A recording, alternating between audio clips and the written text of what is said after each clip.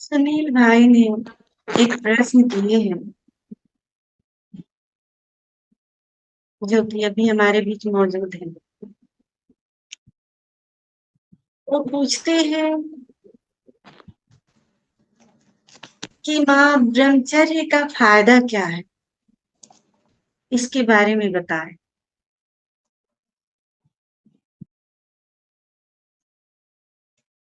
तो सबसे पहले मैं सुनील भाई को ये कहना चाहूंगी कि मैंने ब्रह्मचर्य का पालना नहीं किया है और मैं कोई ब्रह्मचारी नहीं हूँ। मैंने अपने जीवन को सहज ढंग से जिया है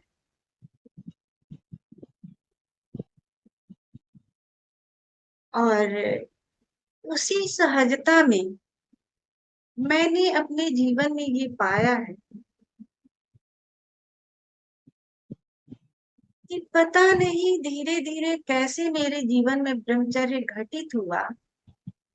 अब ये मुझे पता नहीं, क्योंकि अब पहले में और अब में जहां तक मैं बीते हुए पलों को जब याद करती हूँ और अभी जो मेरा जिंदगी है, तो दोनों में जमीन आसमान का फर्क मैं पाती हूँ। जमीन आसमान का। तो मैंने ये साधना तो नहीं किए है ब्रह्मचर्य का, लेकिन फिर भी मेरे जीवन में ब्रह्मचर्य घटित हुआ। कैसे घटित हुआ ये मुझे पता नहीं।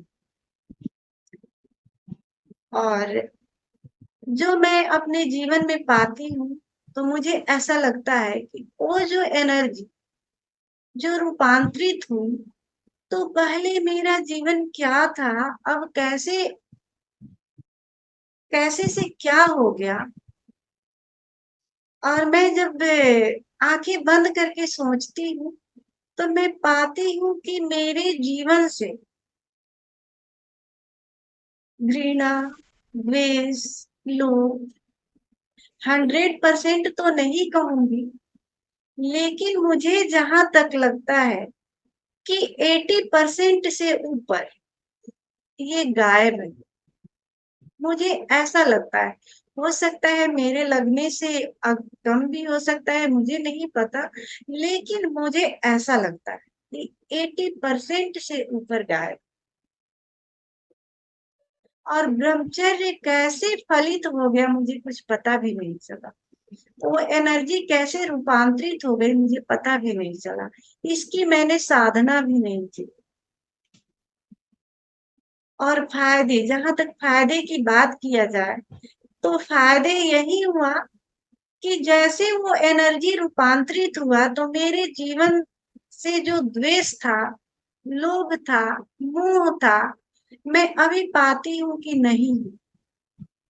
मतलब नहीं है का मतलब 80% से ऊपर नहीं।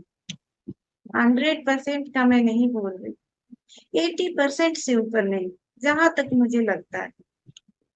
और ऐसे ही चलता रहे जीवन, तो मुझे लगता है कि 100% भी आ जाएंगे।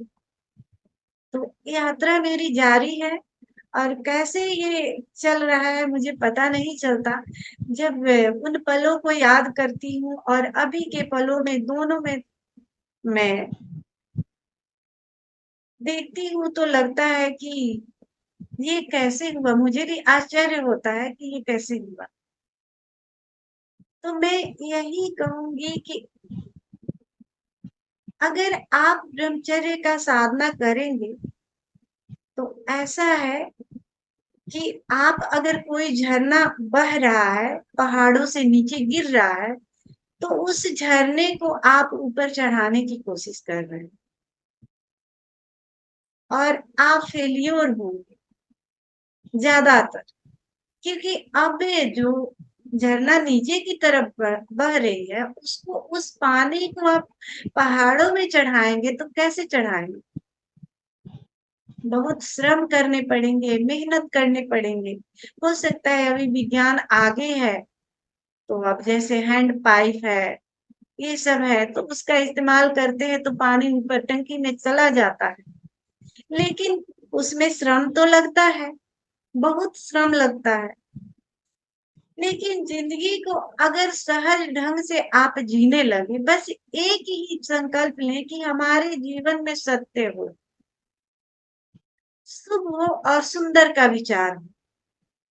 अगर 3 चीज आप ले करके चलते हैं कि सत्य के मार्ग पर चलूंगा, शुभ और सुंदर का विचार करूंगा, तो धीरे धीरे आपकी जो एनर्जी है काम की, वो कब परिवर्तित हो जाएगी आपको पता ही नहीं चलेगा। लेकिन 3 काम हमें करने पड़ेंगे शुरू से, और मैंने अपने जीवन में यही स्टार्ट किए, और मुझे पता नहीं चला कि कैसे मेरा एनर्जी परिवर्तित हो गया और कैसे मैं यहाँ तक पहुंच गई, मुझे पता ही नहीं चला।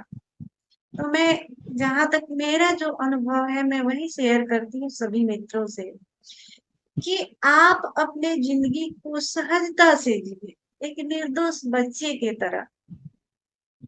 अब कुछ हुआ जिंदगी में तो उसका अफसोस नहीं करें कि ऐसा क्यों हुआ, ऐसा होना चाहिए। बस हो गया सो हो गया, फिर वहां से जीना स्टार्ट कीजिए। लेकिन कभी भी ये ध्यान रखें कि मेरा मार्ग सत्य के लिए हो, शुभ के लिए हो और सुंदर के लिए। 3 अगर जिंदगी में आप वो 3 बातों पर रखते हैं, तो आपकी जिंदगी ऐसे ही, आपको कुछ करना नहीं पड़ेगा, आप नदी के धारा में बहने लगेंगे। और आप पाएंगे कि कब हमने तैरना सीख लिया, कब बहना सीख लिया, आपको पता ही नहीं चलेगा। तो जिंदगी में ब्रह्मचर्य की साधना के बारे में ज्यादा कुछ मुझे आइडिया नहीं है, पता नहीं है उसके फायदे नुकसान का। लेकिन अभी जो ये मेरा अनुभव है, जहां तक मुझे ऐसा लगता है कि अगर हम जीवन को ऐसे ही ढंग से जिए, तो कब ब्रह्मचर्य फलित हो जाएगा पता नहीं चल सकता, और आपको श्रम करने की जरूरत भी नहीं रह जाएगी। बस सहजता से वो ब्रह्मचर्य आपके जीवन में घटित हो जाएगा। और जैसा कि सुनील भाई ने ये भी पूछे हैं कि जब हम मेडिटेशन करते हैं तो हाथों को कैसे रखना चाहिए, किस स्थिति में रखना चाहिए। तो जैसे अगर आप पालथी लगा करके बैठते हैं, तो आप हाथ ज्यादातर अगर उंगलियों को जोड़ सके, ऐसे जोड़ करके ऐसे नाभि केंद्र पर रख सके तो ज्यादा बेटर है। इससे क्या होगा, हमारी एनर्जी जो है, जीवन ऊर्जा ज्यादातर नुकीले अंगों से खोती है। हम अपने एनर्जी को नुकीले अंग से खोते चले जाते हैं। अगर हमारे हाथ ऐसे होते हैं, तो यहाँ से एनर्जी बाहर प्रवाहित होती है, पैर के उंगलियों के माध्यम से, जहां जहां नुकीला चीज है उससे हमारी एनर्जी खोती है।